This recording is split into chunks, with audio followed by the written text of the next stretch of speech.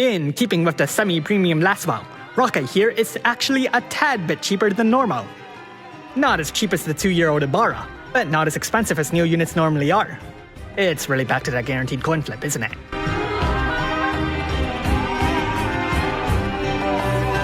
Roca's Trustmaster reward is her clothes.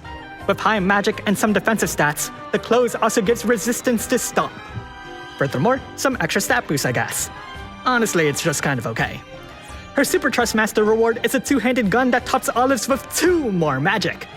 It also boasts a double Fairy and Stone Killer, and when equipped onto this Roca only, she'll get 500 extra magic. Onto her active abilities. Roca's black magic can all be awakened to stage 3. Magitek Laser is actually pretty good for its MP cost. Quick reduces one ally's cooldowns by 1 turn. Raising the Brave ability lets you use it more. Go Boomer! Dispels enemy buffs, and chains of Bolting Strike. Stop inflicts stop. Elemental Burst, Earth, boosts Roca's Earth damage by 150%. Full Limit Burst fuels her Magitek Ride. Earth Crystal Field activates a field effect on your side, boosting your team's Earth damage up to 40%. Fire Magitek Beam deals fire damage to Chains of Chaos Wave Awaken. Blizzard and Thunder is the same, but Ice and Lightning, respectively. More Energy Boomer will buff Roca's Earth damage by 30%, her magic by 250%, raises her Limit Burst damage modifiers, and gives her a 300% stored magic boost. Passives.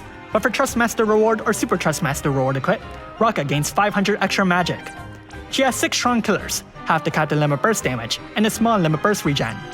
She prefers to carry a single weapon, meaning half the cap to the chain limit boost. Her normal attack has been changed to attack, filling her limit burst gauge by 1/10. At EX plus 2 she gets Warring Spirit. At EX plus 3 she gets 500 magic. She also has a Brave ability that strengthens the damage modifier for magic spells. Let's look at her limit burst. Inflicts a 30% gun imperil, a 130% earth imperil, and deals earth damage. As a super limit burst user, Roca has access to Magic Shift, which automatically boosts her magic by 250%, her limit burst damage by 200%, and fills her limit burst gauge when the super limit burst is ready to go. The super limit burst raises the gun imperil to 35%, the earth imperil stays the same, and deals more earth damage. Let's rank Brave abilities.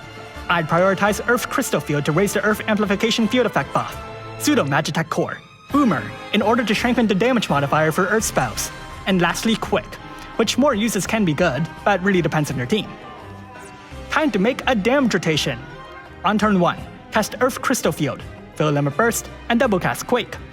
On turn 2, use her Limit Burst. On turn 3, quadruple cast Quake.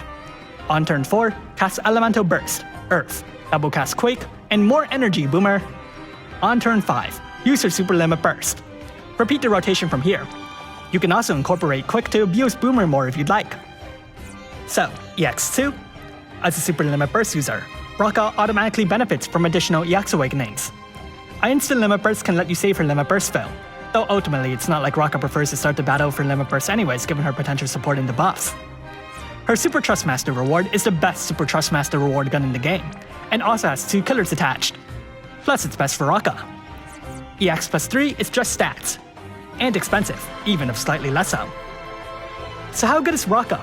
She's pretty strong, riding in as the best earth magic damage dealer in the game, packing not only strong modifiers, but also good stats, a grand dispersed, and a stored magic buff. She doesn't just boast damage though, as despite her single row, she can also serve to boost her team's earth damage through her earth field buff. Not only does it tie with Ferris for the best earth field buff in the game, but it also means you don't have to bring Ferris to our earth team. Now her field buff doesn't last as long as you might be used to, but since it's an ability you can just reapply that again, and thanks to her quadruple cast you wouldn't be going out of your way to do so. She also packs buff dispels and Quick, both of which can come in handy, though it certainly depends on the fight and your team. She is locked to Earth, unfortunately, mainly because her beam attacks are choices, poor ones, that is, but nevertheless Earth has some of the best debuffs and supports.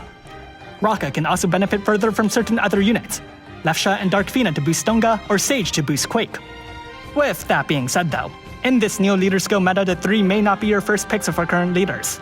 Only Roca is considered Japaniversary, Dark Fina isn't considered Earth, and Sage has pretty much nothing in common. Now it's not like you have to bring the 3, as Roca's Limit Burst damage is her best tool, even with them in the picture. But despite all its stuff going for her, Roca has one big flaw that's finally researched, being a super Limit Burst damage dealer. Roca's defenses can be surprisingly frail for someone riding a robot mech, and trying to make up for that can cut into her damage. Of course, it's not a problem if it doesn't, and if all goes well, Roca is ultimately a Japanese unit with a bit more than you might expect, and serves as both a strong damage dealer and a surprising source of support. Thanks for watching, and if you liked this video, leave a like and subscribe. Comment below if you summon Roca.